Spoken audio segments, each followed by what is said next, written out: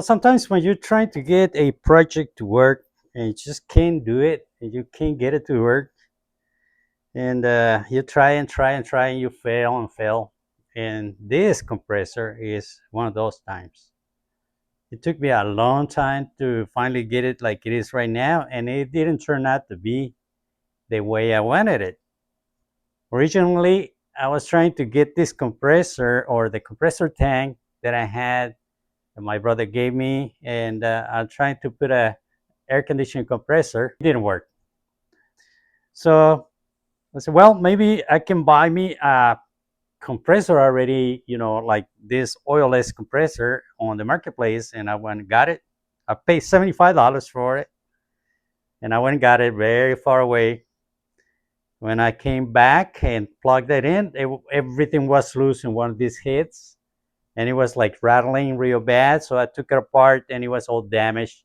The piston rings, or in this case, the membranes that go in the pistons were bad. It worked for a little bit and then it got very heavy and finally it quit.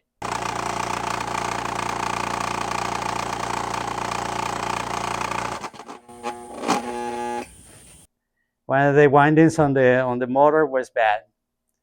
So now that was it. So now what? So I left it for a long time there, and like 2 3 days ago, I said, well, maybe I need to do something different with it. I didn't want to throw it away. I didn't want to scrap it because I paid $75 for it. And sometimes you just don't want to just let go. You just want to keep trying.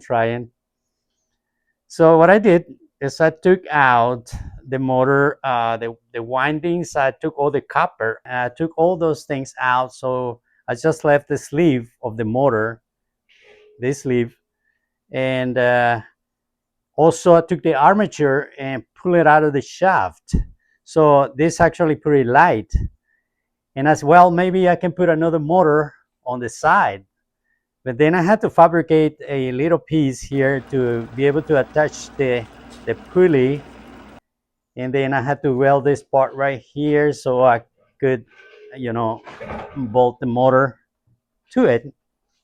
So I put a smaller pulley and a bigger pulley here. It's a 5-inch and a 2-inch pulleys, and a little belt. And I calculated the RPMs, and this is supposed to be turning at, let's see, 1480 or something like that. And originally, this compressor is supposed to work at how many RPMs? 1680. So it's close enough on the RPMs. But this is a half horsepower motor, and this, I don't know what it was, but it's probably around 1 horsepower. So I said, well, I'm gonna test it and check the amperes to see what happens. I installed it, turned it on, and it was vibrating real bad. And what happened, one of the bearings on this part, it was wobbling on the casting, and it was vibrating too much. So I said, well, what I need to do now is I need to eliminate this piston here. So I took out the piston. In this part right here, it's not doing anything, and just have one single piston, airing up the whole compressor. It takes a long time, but it does work, and it's quiet. It's not that loud, and I think I can. If I'm gonna keep it here for myself, I think I just leave it like that, or I just leave it alone if it lasts long, right? So what I had to do is I had to put a shim in between the bearing and the casting so it wouldn't be vibrating. And that was part of the problem that it had from the beginning. It was just vibrating, rattling, because this piston was damaged. So I shouldn't have bought this compressor, but once you buy it, it's yours. So finally, I got it to work, and it works okay. I guess it takes a little long to air up, but it does air up. So this is one of those projects that, I mean, It's the smart thing. The smart thing to do is just let it go and scrap it. But I was kind of stubborn, and finally I got it to work. And at least I can put this aside and concentrate on the next project.